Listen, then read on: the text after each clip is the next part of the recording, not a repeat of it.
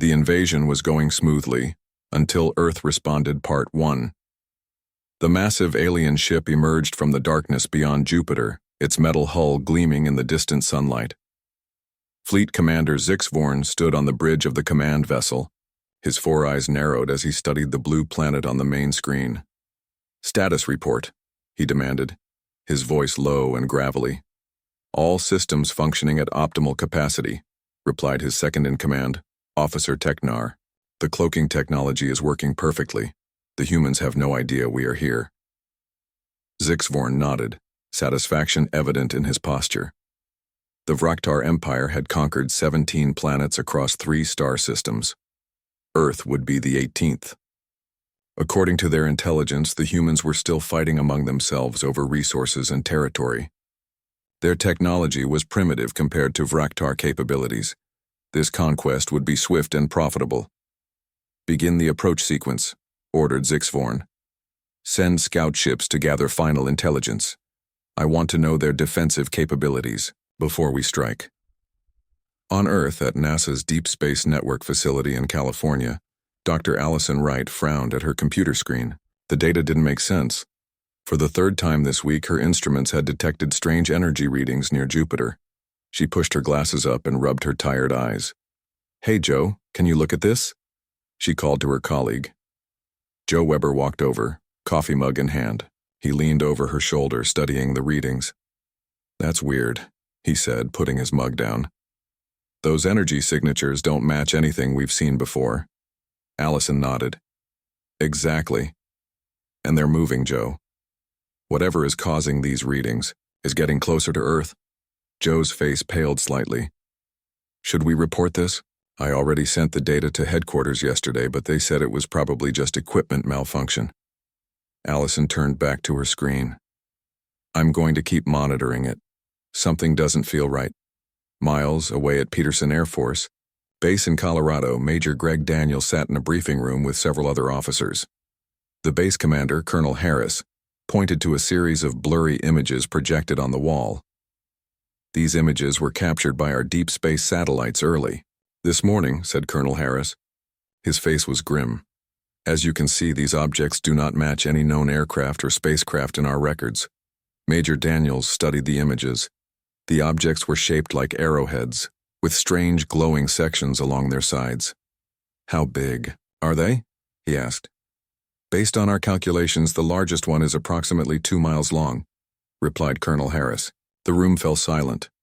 "Sir," said Major Daniels after a moment, "are we talking about alien spacecraft?" Colonel Harris straightened his shoulders. "The Pentagon isn't using that term officially, but yes, Major. We believe these are vessels of non-Earth origin."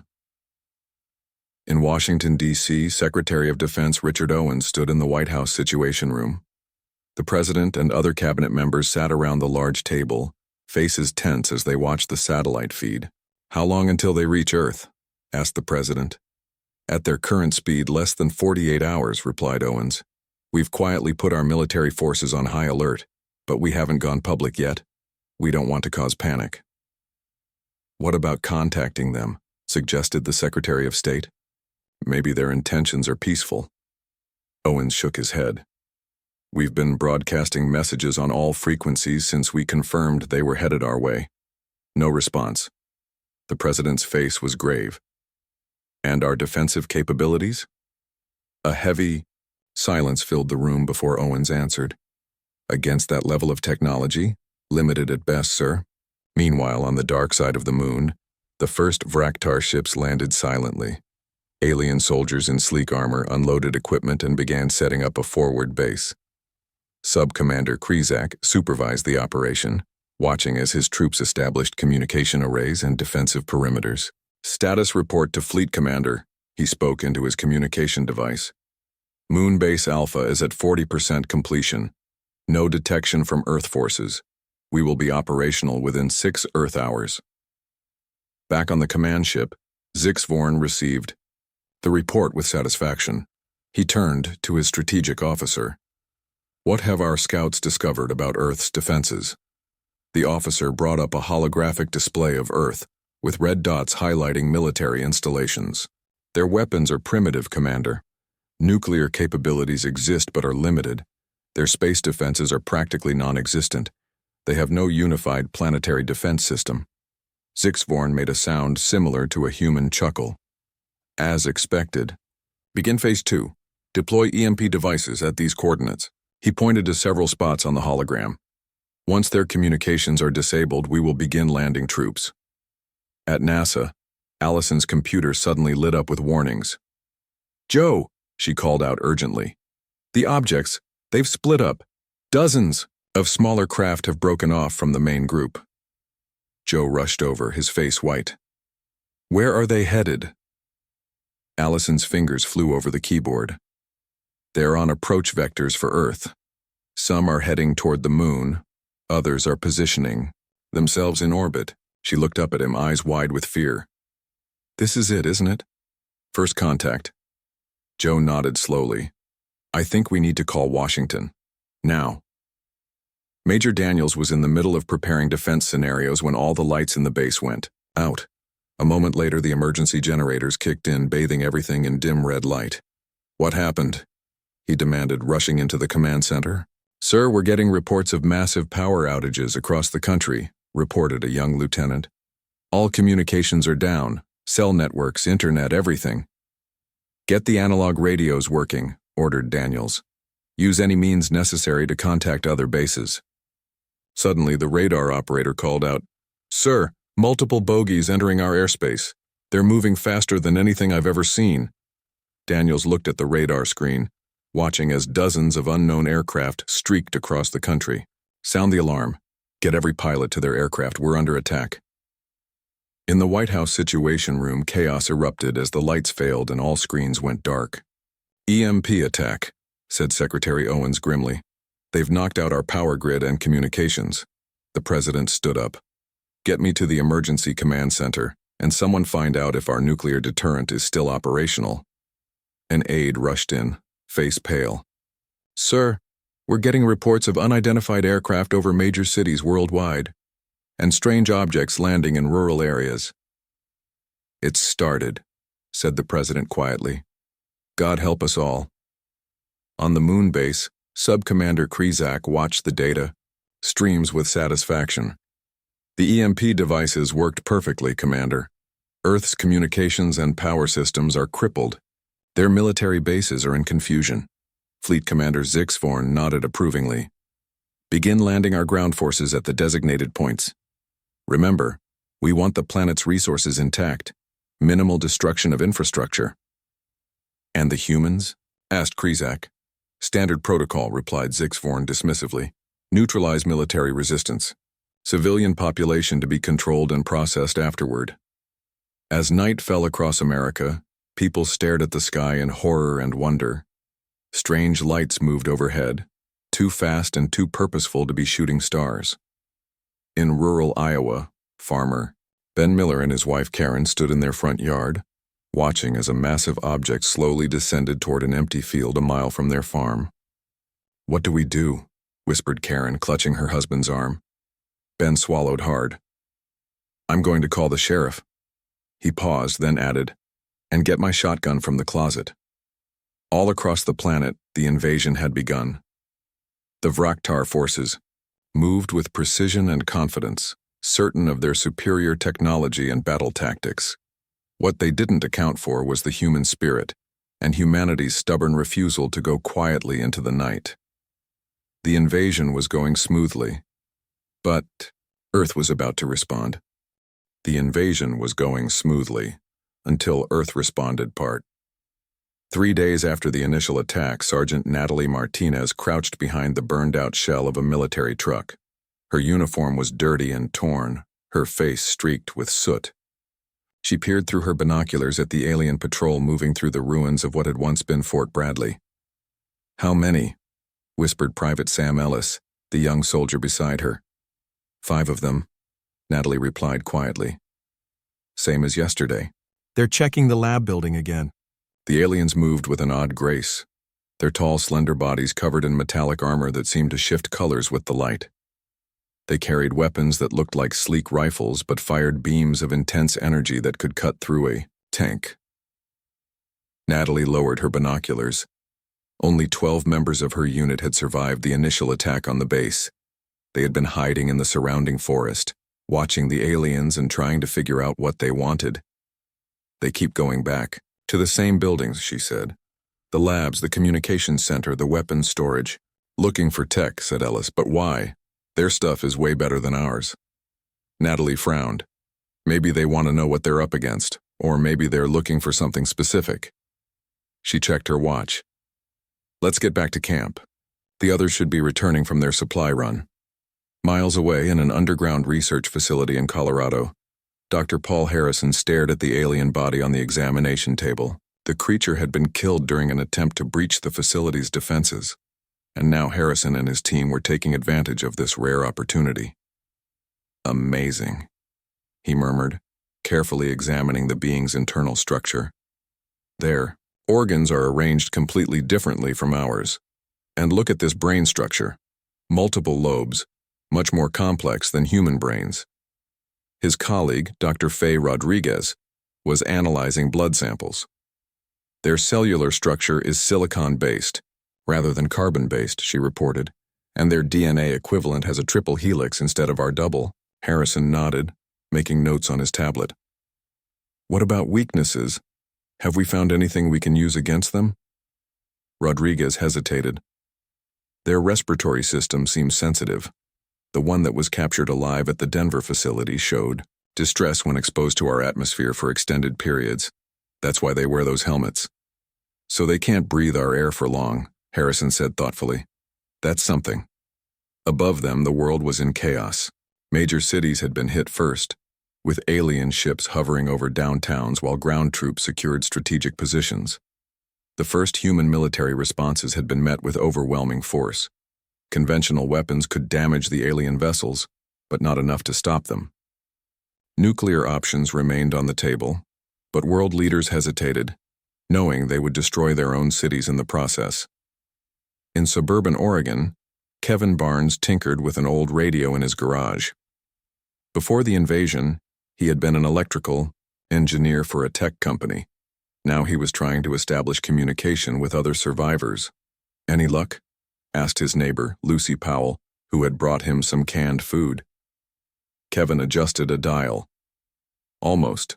I've been picking up fragments of military broadcasts. They're using old frequencies, ones the aliens don't seem to be jamming. The radio crackled and a voice came through, broken but audible. Resistance unforming in. Need all available. Following coordinates. Kevin quickly wrote down the numbers being transmitted. They're organizing, he said. Excitement in his voice. The military is regrouping. Lucy looked skeptical. What can they do? You saw what those alien weapons did to the National Guard units. Kevin smiled grimly. We adapt. It's what humans do best. He pointed to his workbench, where he had disassembled several household electronics. I've been studying the alien tech from the crashed scout ship. Their systems emit a specific electromagnetic frequency. If we can disrupt that. On the dark side of the moon, Sub-Commander Krizak faced an angry hologram of Fleet Commander Zixforn. Explain these delays, demanded Zixforn. You assured me the human resistance would be crushed within days. Krizak shifted uncomfortably. The humans are resourceful, Commander. They abandoned their vulnerable electronic systems and reverted to analog communications we cannot easily intercept. Their guerrilla tactics are proving effective against our standard protocols. Nonsense, snapped Zixforn. They are primitives with primitive weapons. Increase the aggression level. Deploy the Walker units in urban centers. I want this planet secured within 1 Earth week. Yes, Commander, said Krizak, though doubt lingered in his voice. There is one other matter. The humans captured one of our scout ships, mostly destroyed, but find it and destroy it completely, ordered Zixforn. I will not have our technology falling into their hands.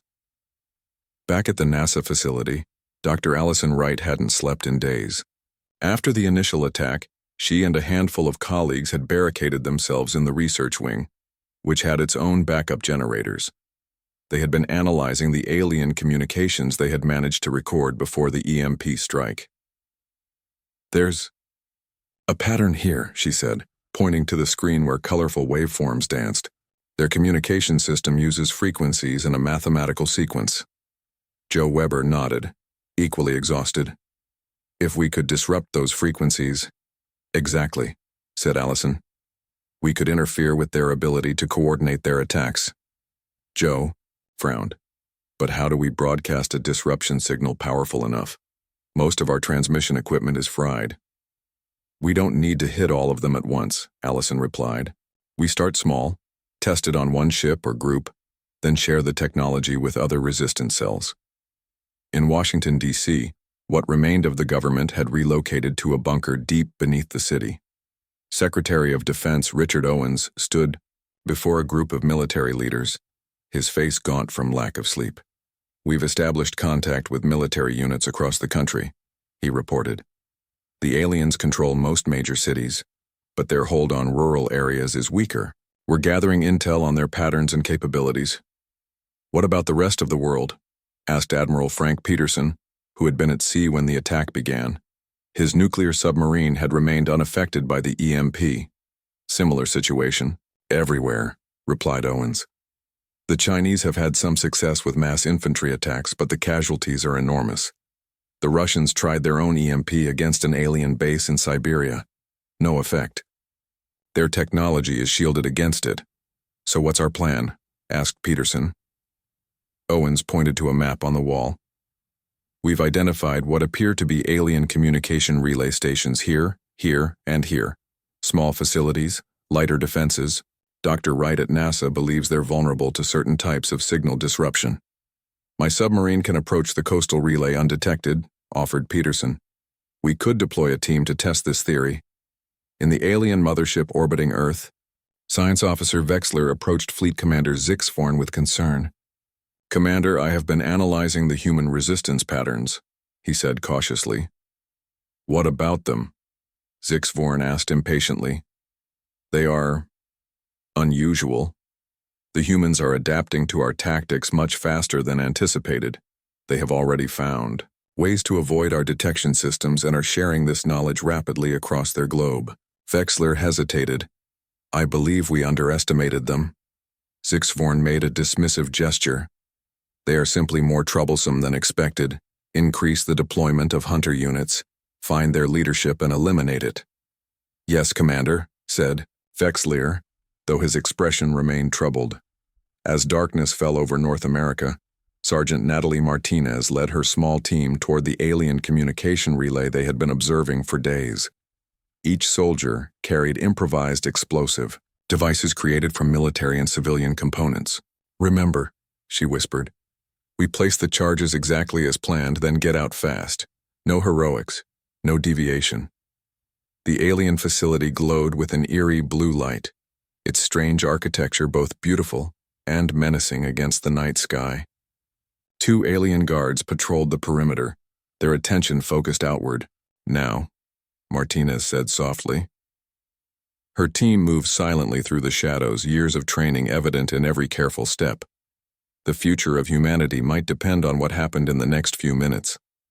The aliens had superior technology and weapons, but they had made one critical mistake. They had assumed victory was inevitable. They had not counted on humanity's greatest strength, the refusal to accept defeat. The invasion had been going smoothly for the Vraktar. Until now. The invasion was going smoothly. Until Earth responded Part 3. The explosion lit up the night sky as Sergeant Natalie Martinez and her team sprinted through the forest. Behind them, the alien communication relay burned, strange blue-green flames, shooting high into the air. Did it work? Gasped Private Ellis as they reached their fallback position. Martinez pulled out a modified radio receiver that Kevin Barnes had built for her unit. The static that had filled the airwaves for days was now interrupted by bursts of alien transmissions, distorted and fragmented. It worked, she said, allowing herself a small smile. They're having trouble communicating. Let's get back to base and report our success. 5 miles away, a Vraktar patrol ship detected the explosion and diverted to investigate. The alien craft moved silently through the air, its sensors scanning for human heat signatures. Inside, Patrol Leader Drazkon received fragmented orders from Command. Relay destroyed. Find, eliminate. Resistance growing. Drazkon frowned at the broken transmission. This was the third communication relay destroyed in the past 2 days. The humans were becoming more organized, more strategic in their attacks. It was concerning. In the underwater command center established aboard the USS Nevada, Admiral Frank Peterson studied the reports coming in from resistance cells across the globe. Dr. Wright's jamming technique is working, said his communications officer. The aliens are having trouble coordinating their forces in areas where we've taken out their relays. Peterson nodded, his weathered face serious. Good. What about the weapon modifications? A weapons specialist stepped forward. We've adapted our missiles based on Dr. Harrison's findings about the aliens' physiology. The new warheads will release a compound that should disrupt their breathing systems, even through their protective gear. How soon can we deploy? Asked Peterson. The first batch is ready now. We're distributing the formula to manufacturing facilities that are still operational. Peterson turned to the large map on the wall, marked with red dots showing alien strongholds and blue dots showing human resistance centers. For the first time since the invasion began, there were more blue dots than red. We're turning the tide, he said quietly. Now we need to coordinate our counterattack. In a basement in suburban Maryland, Linda Coleman adjusted her ham radio equipment. Before the invasion, she had been an elementary school teacher with an amateur radio hobby. Now she was a crucial link in the human resistance communication network. This is Mockingbird, she said into the microphone. I have reports from sectors 7, 12, and 15, all relay operations successful. Awaiting instructions for Phase 2. Her radio crackled with responses from other operators across the country. The ham radio network had become humanity's nervous system, connecting isolated pockets of resistance into a coordinated force. The aliens had never considered these outdated technologies a threat, which made them the perfect tool for fighting back. Linda wrote down the incoming reports, noting the success of various operations. The strategy was working. The aliens couldn't jam what they didn't understand or expect.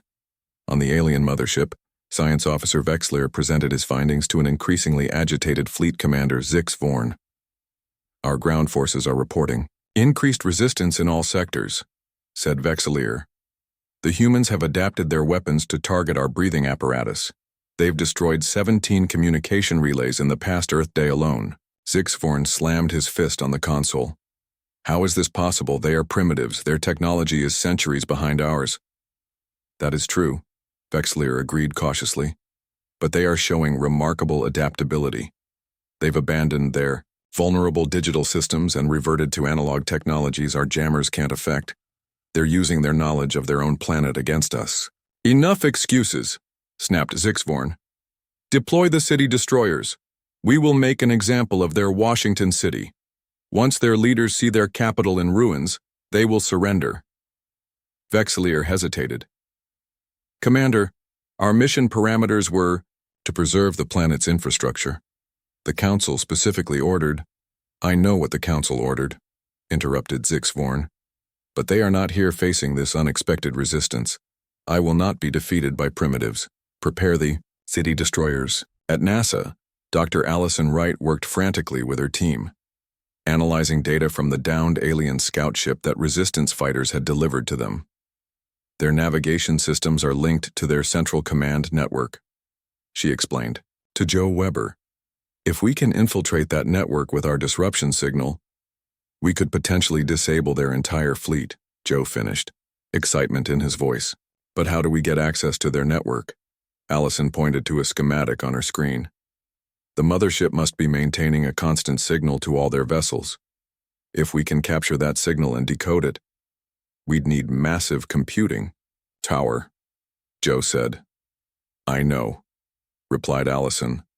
That's why I contacted the Hacker Collective. Across the country in a well-hidden server farm, Olivia Chen and her team of programmers worked around the clock. Known as GhostNet before the invasion, They had been ethical hackers exposing security flaws in major systems. Now they were humanity's best hope for infiltrating alien technology. The alien code structure is like nothing I've ever seen, Olivia said, her fingers flying over the keyboard. But it still follows logical patterns. Mathematics is universal. Her colleague Alan Reed nodded as he studied lines of alien code. I think I've isolated their authentication protocols. If we can create a mimicry program that duplicates their access signals, we could slip our virus right into their command network, Olivia finished. Dr. Wright's disruption signal piggyback on their own transmissions. In the ruins of Chicago, Kevin Barnes led a group of engineers and mechanics through the shell of a downed alien fighter. They wore improvised hazmat suits made from household materials, protecting them from the toxic atmosphere inside the alien craft. Look at this, Kevin said, carefully removing a cylindrical object from the ship's control panel. I think this is their power source. It's like nothing I've ever seen before. His team gathered around, eyes wide with interest and determination. These were ordinary people, car mechanics, electricians, college students, united by the need to understand the enemy's technology. If we can figure out how this works, Kevin continued, we might be able to disable their ships without destroying them. Maybe even use their own power sources to boost our jammers. In the White House bunker, Secretary of Defense Richard Owens presented the coordinated counterattack plan to the President and Joint Chiefs. Admiral Peterson's forces will launch the modified missiles at these 3 alien bases simultaneously, he explained. At the same time, Dr. Wright and the Ghost Net team will attempt to infiltrate the alien network and deploy their disruption signal. What kind of success rate are we looking at? Asked the President. Owens hesitated. Hard to say, sir, this is uncharted territory, but based on the smaller operations we've conducted, I believe we have a fighting chance. The President looked around the table at the tired but determined faces of his advisors. Then that's good enough for me. Authorize the operation. As dawn broke over North America, Sergeant Natalie Martinez and her unit prepared for their most dangerous mission yet. They had been tasked with planting the signal booster that would help transmit Dr. Wright's disruption code to the alien mothership. This is it? She told her team as they checked their weapons and equipment. Everything we fought for comes down to this. Private Ellis, who had become her right-hand man during the weeks of resistance, nodded grimly. They picked the wrong planet to invade. Aboard the mothership, Commander Zixvorn gave the final order to deploy the city destroyers. As he did, Science Officer Vexlier noticed an anomaly in the ship's security protocols. Commander, he said, urgently, there's an unusual signal pattern trying to access our networks. Block it, ordered Zixvorn dismissively. I'm trying, replied Vexlier, his fingers moving rapidly over the control panel. But it's adapting to our defenses. It's almost as if... He paused, a look of revelation crossing his alien features. Commander, I believe the humans are attempting to hack our systems. For the first time since the invasion began, a flicker of real concern crossed Zixvorn's face. That's impossible, he said, but his voice lacked conviction. Across the planet, humans prepared for the counterattack that would determine the fate of their world. They had faced an enemy with vastly superior technology and had refused to surrender. Instead, they had watched, learned, and adapted. They had found the enemy's weaknesses and exploited them. They had turned their own primitive technology into an advantage. The invasion had been going smoothly for the Vraktar, until humanity showed them what Earth was truly capable of. The invasion was going smoothly, until Earth responded Part 4A. Brilliant flash of light illuminated the night sky as the first of Admiral Peterson's modified missiles struck an alien base in Nevada. The explosion was followed by a strange green mist that spread rapidly through the alien compound. Inside their protective suits, the Vraktar soldiers began to gasp and claw at their breathing apparatus. Direct hit, reported the weapons officer aboard the USS Nevada. The compound is in disarray. Their soldiers appear to be affected by the gas. Admiral Peterson nodded grimly. Launch the second wave. Across the globe, similar strikes hit alien bases in coordinated succession. The modified weapons, based on Dr. Harrison's research into alien biology, created chaos among the invaders. For the first time since they arrived, the Vraktar were on the defensive. In her makeshift lab at NASA, Dr. Allison Wright watched tensely as green lines of code scrolled across her computer screen. The GhostNet hackers had successfully infiltrated the outer layers of the alien network, and now they were uploading her disruption signal. 30% uploaded, she reported to Joe Weber, who stood nervously beside her. If this works, their navigation systems will go haywire. And if it doesn't? Joe asked quietly. Allison's face was grim. Then we go with Plan B. The president Has authorized nuclear strikes on the mothership if our hack fails. Joe winced. That would irradiate half the country, which is why this has to work. Allison replied, her eyes never leaving the screen. 40% uploaded. In the forest outside what had once been Atlanta, Sergeant Natalie Martinez and her team approached the primary alien ground-to-ship transmitter. This massive structure, resembling a twisted metal tree reaching toward the sky, was their most heavily guarded installation on Earth. "Security is tight," whispered Private Ellis as they observed the alien guards patrolling the perimeter. "At least 20 soldiers, plus those walker machines."